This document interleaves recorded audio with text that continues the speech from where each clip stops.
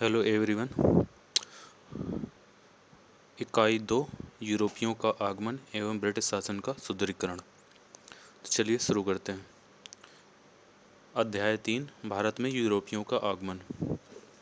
Europe में 15वीं शताब्दी से लेकर 19वीं शताब्दी के मध्य आशातीत आर्थिक रूपांतरण हुआ, जिसके कारण इस कालावधि में कृषि एवं विनिर्माण में अपनाई गई प्रौद्योगिकी के आधार पर व्यापार बाजार में अत्यधिक वृद्धि हुई। पूंजीवाद सामंती अर्थव्यवस्था एवं समाज को हटा रहा था। अब जैसा हम जानते हैं कि पूंजीवाद व्यवस्था है जो लाभार्जन और बाजार में प्रतियोगिता पर आधारित है। इसके पूंजीवाद के लिए कच्चे माल एवं वस्तुओं की बिक्री के लिए निरंतर विस्तार की आवश्यकता होती है, और इस तरह का विस्तार जो कि विश्वव्यापी था, अन्य प्रकार की अर्थव्यवस्थाओं, समाजों और संस्कृतियों को निगल रहा था। तो कहने का मतलब है, जो पूंजीवाद था, पूंजीवाद के कारण जो विस्तार हुआ वह बहुत सी अर्थव्यवस्थाओं, समाजों और संस्कृतियों को निगल रहा था। अब जैसे देखते हैं कि मार्को पोलो जिसने चीन की यात्रा की थी, कि यात्रा वृत्तांतों ने भी यूरोपियों को आकर्षित किया, और उत्तर मध्यकाल में इटली में विश्वविद्यालय में भी जो पुनर्जागरण संबंधी अध्ययन अध्यापन कार्य शुरू हुआ, जिससे कि साहित्य और विभिन्न कलाओं में इसकी स्पष्ट अभिव्यक्ति हुई, और ज्ञान विज्ञान इत्यादि में बढ़ोतरी हुई। व्यापारियों और व्यवसायियों के बैंकरों के वर्ग ने एक तरह से नवीन मध्य वर्ग का निर्माण किया, और ये वर्ग पुनर्जागरण और समाज सुधार आंदोलन से प्रभावित था। 15वीं शताब्दी के उत्तरार्ध में विभिन्न केंद्रीकृत राज्यों और शक्तिशाली नरेशों का उदय हुआ।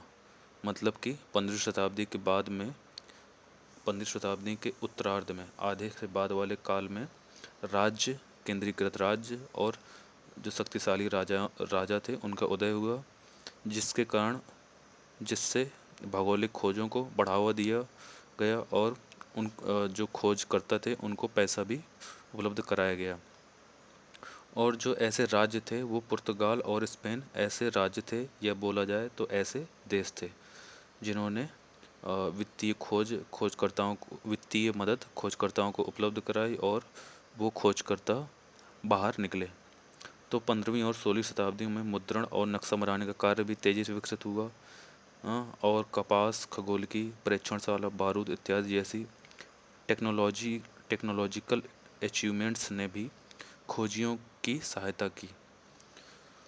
इस प्रकार जो पुनर्जागरण का अभ्युदय, कृषि में कम निवेश वाला सिद्ध होना, कच्चे माल की आवश्यकता, नवीन बाजारों की प्राप्ति एवं विस्तार, पूर्व की धन संपदा का आकर्षण, ईसाई मत के प्रसार की उत्कट इच्छा एवं यूरोप में पुरातन व्यवस्था मतलब सामंतवाद के स्थान पर नवीन व्यवस्था अर्थात पूंजीवाद के स्थापित होने के कारणों ने भारत में यूरोपीय औपनिवेशिक शक्तियों के आगमन का मार्ग प्रशस्त किया। मतलब कि कहने का मतलब है कि जो पुनर्जागरण का अभ्युदय था, कृषि में जो इन्वेस्टमेंट किया जा रहा था जिससे कि प्रॉफिट कम हो रहा था इत्यादि, कच्चे माल की ज़रूरत, क्योंकि जो कच्चे माल की ज़रूरत इसलिए हुई क्योंकि खासकर क्या हुआ था, पूंजीवाद बढ़ रहा था, और जो एक तरह से औद्योगिक क्रांति बढ़ रही थी जो इंग्लैंड में हुई थी, इस तरह की चीज़ों ने, और नवीन बाज़ारों की प्राप्ति, विस्तार, ईसाई मत के प्रसार, यूरोप में सामंतवाद की जगह पूंजीवाद इत्यादि ने भारत में यूरोपीय औपनिवेशिक शक्तियों के आगमन का मार्ग प्रशस्त किया।